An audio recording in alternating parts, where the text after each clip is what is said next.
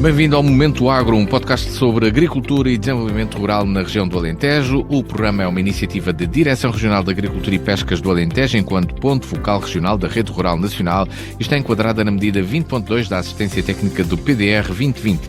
É a nossa convidada a doutora Isabel Benedito, coordenadora do Grupo de Ação Local ao Sul da ESDIM, a Agência para o Desenvolvimento Local no Alentejo Sudoeste. E é sobre o GAL, sobre os GAL, vamos usar o termo no plural, os grupos de ação local e a sua importância, que nos vamos focar hoje. A primeira questão, doutora Isabel Benedito, é mesmo esta.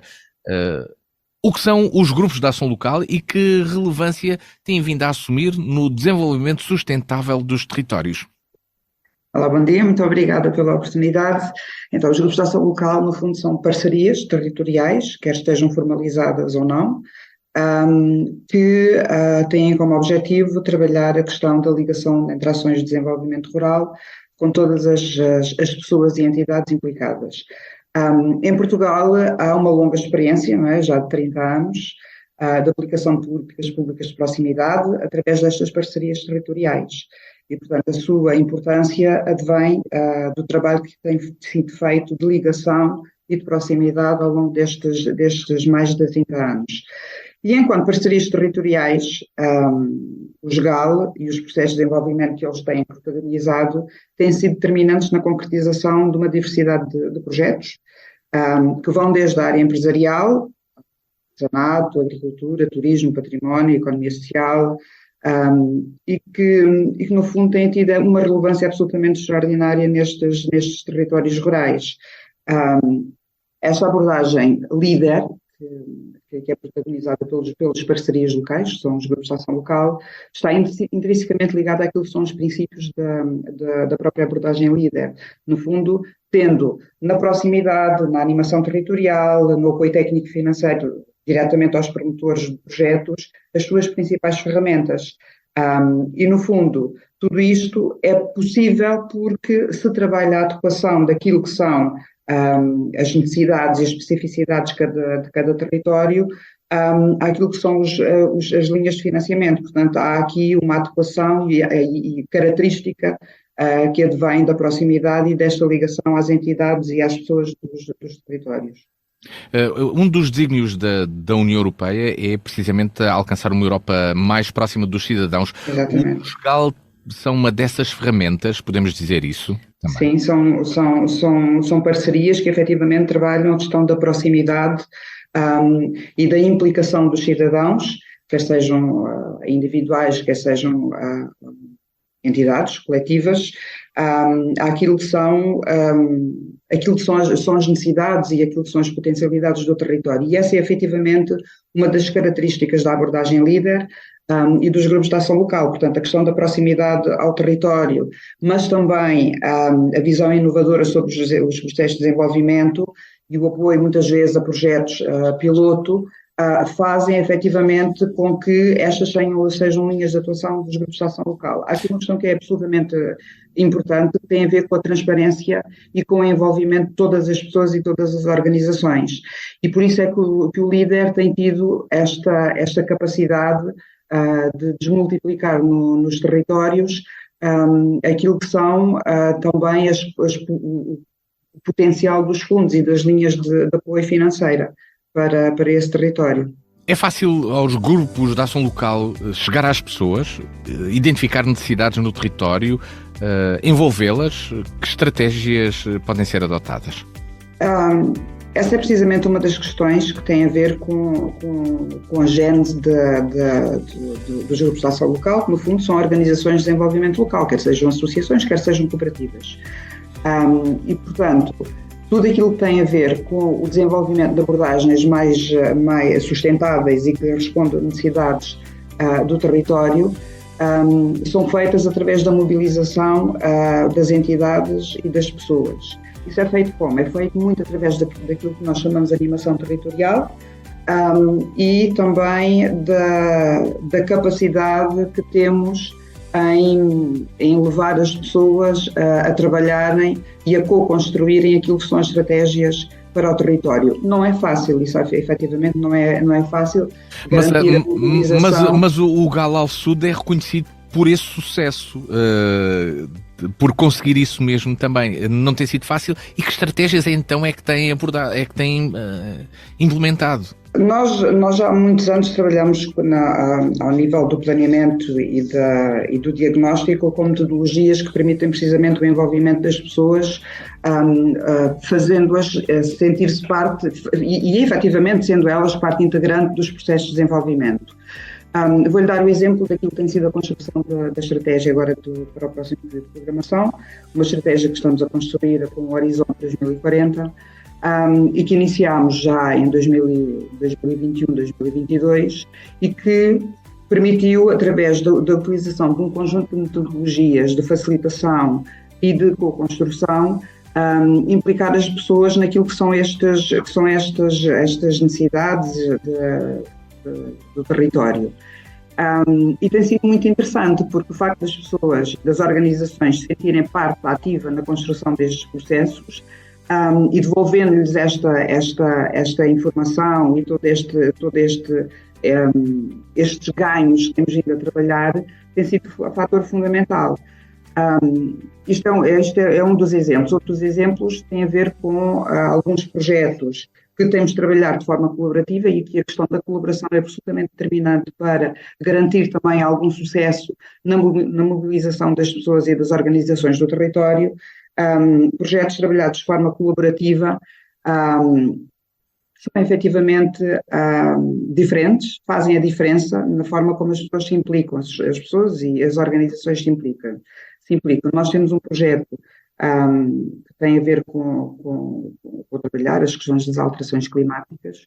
O projeto se chama Pastagens Regenerativas, e cuja construção partiu de uma discussão entre pessoas, de organizações, e entre atores-chave e que faça aquilo que tem vindo a ser o panorama do Alentejo, em particular destes territórios, como é que nós conseguimos atuar em territórios desertificados, em que as questões da seca severa e da seca grave, aguda, efetivamente se colocam, e tudo aquilo que tem sido o projeto tem vindo a resultar da co-construção e do envolvimento deste tipo de organizações. E isto é absolutamente determinante no conseguir que as pessoas e as organizações efetivamente trabalhem e sintam que se fazem parte do processo. E isto é um dos exemplos que fazem com que a ESDIM efetivamente, se calhar tenha esse tipo de conotação, mas que efetivamente não podemos trabalhar de forma diferente. E acho que não é apenas a ESDIM, existem, acredito e defendo que ao nível nacional e do Alentejo, os grupos de ação local efetivamente protagonizam este tipo de intervenções diferentes pela forma como trabalham colaborativamente o envolvimento das pessoas na co-construção deste tipo de processos, e isso é aquilo que faz a diferença ao nível da abordagem líder, e por isso é que os GAL são diferentes, efetivamente. Um dos objetivos do desenvolvimento local de base comunitária 2020 pretende apoiar pequenos investimentos agrícolas na ajuda à reestruturação ou modernização das explorações agrícolas, Sim. bem como aos seus regimes de qualidade. Que tipo de iniciativas têm sido desenvolvidas e que balanço faz dessas iniciativas? O balanço é extremamente positivo. Essa medida em particular do regime simplificado aos pequenos investimentos das explorações agrícolas foi algo que os grupos de ação local no passado não trabalhavam, mas que foi efetivamente, tem sido muito interessante, porque o contacto com os agricultores e trabalhar com os agricultores vem dar-nos aqui uma dimensão mais abrangente, porque efetivamente estamos a trabalhar a agricultura e o desenvolvimento rural. Eu posso lhe dizer, por exemplo, que ao nível daquilo que foi a dotação que nos foi alocada enquanto grupo de ação local para esta medida dos pequenos investimentos, foi inicialmente cerca de 900 mil euros, e neste momento nós temos uma dotação que já chega perto dos 3 milhões, e dos 3 mil euros, e portanto o que é que isto significa? Significa que, já de falar, 900 mil euros, neste momento temos uma dotação de 3 milhões, perto disso, também resultado daquilo que tem sido a capacidade de mobilizar os pequenos agricultores para este tipo de investimentos. E isto, mais uma vez, volta a fazer a diferença naquilo que é a abordagem líder e aquilo que é o papel dos grupos de ação local. estando próximos, a proximidade é absolutamente determinante em garantir a capacidade das pessoas, e neste caso dos agricultores, em aderirem a este tipo de medidas. Estamos no território, damos a cara, estamos com eles, vamos falar com eles, vamos ver os projetos, e isso tem feito a diferença na adesão que este tipo de promotores têm tido a este tipo de medida. E isto tem sido geral, no Alentejo e em Portugal, na capacidade de efetivamente os pequenos agricultores a poderem aderir e utilizar este regime simplificado como também algo importante para as suas explorações. Com a entrada do novo quadro comunitário, perspectivam-se alterações aos planos de ação do JGAL, designadamente ações inovadoras em linha com as necessidades das populações rurais. Como é que perspectivam o futuro? É assim, há aqui uma coisa que é absolutamente importante também ser referida, é que o DLBC no próximo período de programação tem alterações muito, muito significativas.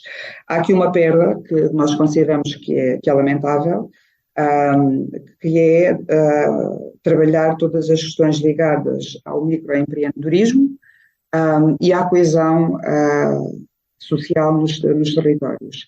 O que é que isto significa? Significa que as medidas que anteriormente tiveram previstas e alocadas ao DLBC ao nível daquilo que tem a ver com a coesão, com a inovação social, com o apoio às microempresas, vai deixar de existir. Portanto, deixamos de ter um DLBC plurifundos e passamos a ter um DLBC que é apenas financiado pelo FEADER, pelo fundo ligado à agricultura e ao desenvolvimento rural.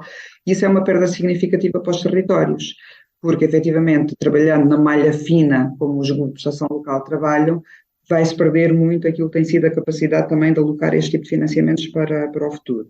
E isto é drástico, isto é uma perda drástica, portanto há uma redução de cerca de 50% daquilo que são as dotações e aquilo que é a capacidade que os grupos de ação local e as parcerias têm de atuar no território vai-se perder também. E vai-se perder também a capacidade de mobilizar este tipo de